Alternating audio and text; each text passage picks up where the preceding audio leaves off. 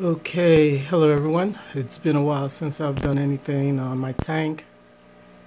It's still been, exciting and everything, but it's just having that time to sit there and try to do a video. This is just pretty much for posterity because I'm planning to redo the tank again, but just wanted, everyone to see what I have. If I do have time, I'll go in and I'll put in the description what exactly is in my tank, just in case there's certain things you don't get to see. But all in all, tank is just doing great. I don't know if I'm getting better, wiser, or the fish are just getting hardier from surviving my tank or whatever. But everybody's doing great. Haven't had a death in almost a year now. So yeah, the only problem I'm having is in terms of the babies, the infants. When I quarantine them, they seem to die. So I decided I was going to let, survival of the fittest take place. As a result, I have a few survivors, and they seem to be doing great. The last batch, which I saw yesterday, are all gone. So I guess survival of the fittest didn't work this time around. But just to show you, yeah, this guy right here, born and bred in the tank.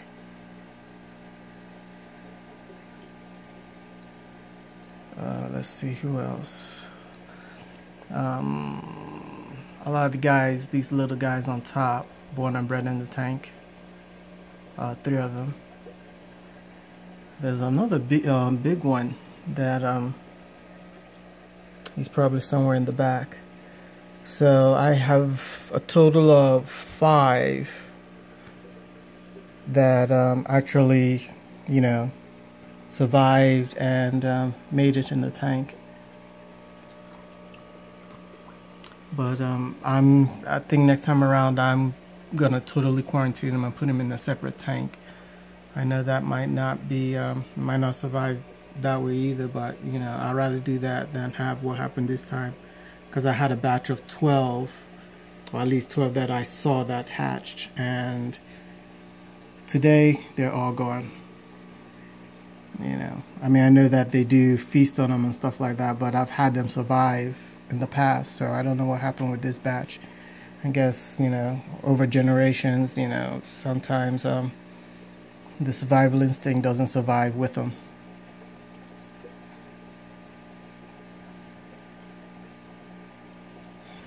But I just did a water change and, did some severe trimming. It was a little more bushy and shadier a little while back.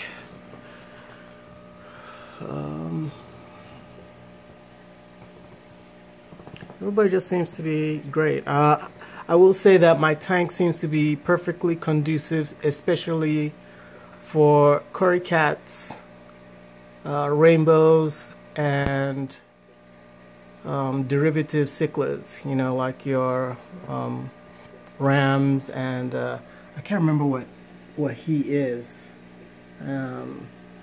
but for some reason I am not the rainbow, this guy right there.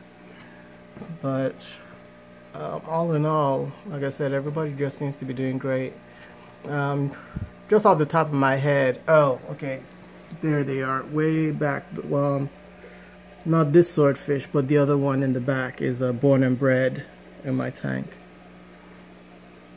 Not swordfish, but swordtail. So just right off the top, I believe I have 5 rainbows.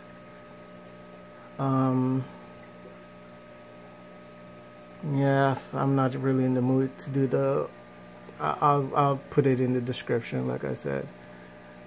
It's not really a lot of things going on. A decent amount of vegetation allows for people to create their little spots.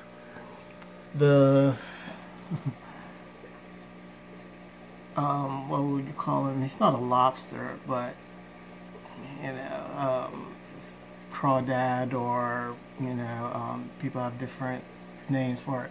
But he started off as a miniature, and that's the only reason I bought him, was because it was a miniature. But I don't know if it's the fact that he found lots to eat and he's turned into the King Kong version. Or it could just be that the fish store either got mislabeled or whatever the reason. And this is not the first time that's happened to me. I've done this before, bought a miniature, and then he ended up being Gigantor by some means. So, but he's doing good. He hasn't killed any of my fish. So that's pretty good. I mean, he's great to watch. So, he hides a bit, but, I'm almost always guaranteed to see him, just in case. A lot of my other fish are very, very good at hiding.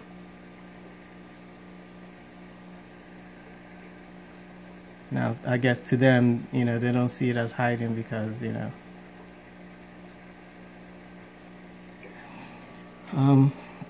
bigger guys, though, I did notice that they have started noticing whenever I come towards the tank, they all, cloud the front screen because they assume it's feeding time. I didn't want that, so that's why I kind of fed them and let the pebbles float, so that way they can, be in their natural form instead of all of them just coming in like they're coming in for their own close-ups. I got a bait on top there, and I have a parrot.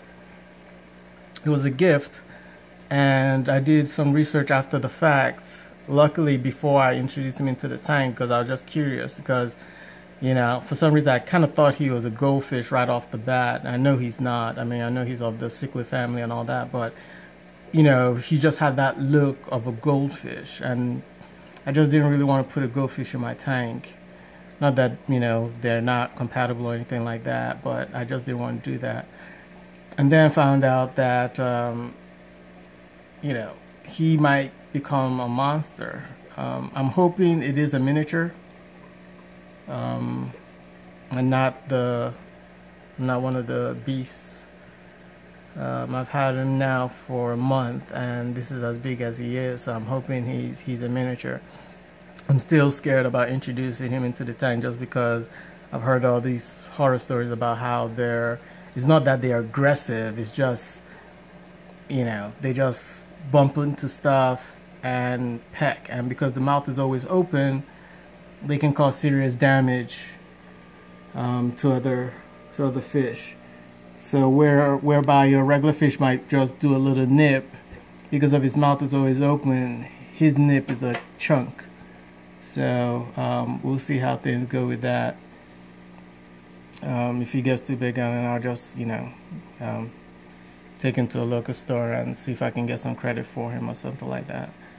But that's why I have him quarantined that way. Just trying to see what happens. So far, he's getting used to everybody. When I first got him, or when I first introduced him into the tank, I realized he was just pecking at the glass, which kind of made me think, okay, that's probably how he would be pecking at other occupants of the tank. So but now he seems to be okay. He does eat a lot. I mean, he keeps his little thing clean. I mean, I don't know if he eats algae as well, because whereas the beta cube over there gets moldy and stuff. I mean, not moldy, but algae. His particular section doesn't. So I don't know if it's just that he eats it and cleans it all up by himself, or but he always keeps it clean, which I always thought was kind of cool. Well, that's going to be it. Again, this was just a quick video just for posterity, because I plan to do a whole different remodel. I still don't know what I'm going to do.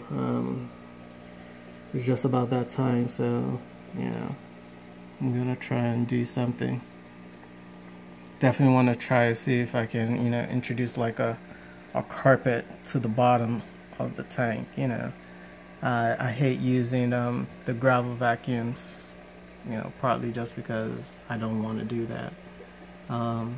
The plants are doing great. I'm still having the same issue. Colored plants don't work in my tank. For example, this guy right here, he's supposed to be red. He's green. I've noticed that's just been the case with me every time I try to introduce color. And yes, I've used iron, I've used, you know, all the little things that they tell you to use, but they don't seem to work. You know, my tank is green for green, so I might have to, you know, get some fake plants. I know people say don't mix, but I don't care.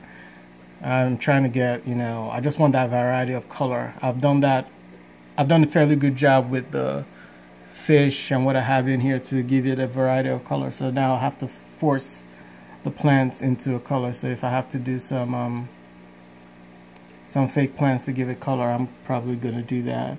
Because every type of plant, for example, these guys right here, also supposed to have some red and, you know, a nice red, yellow, and green mixed to it. Now it's all green.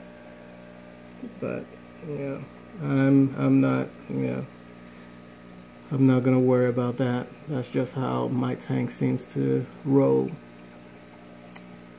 But thank you for watching. You know, want to use it as a screensaver, or, you know, just something to play in the background. You know, I'm gonna try to put better music this time around, you know, but we'll see how it goes. Again, thank you for watching and have a good day.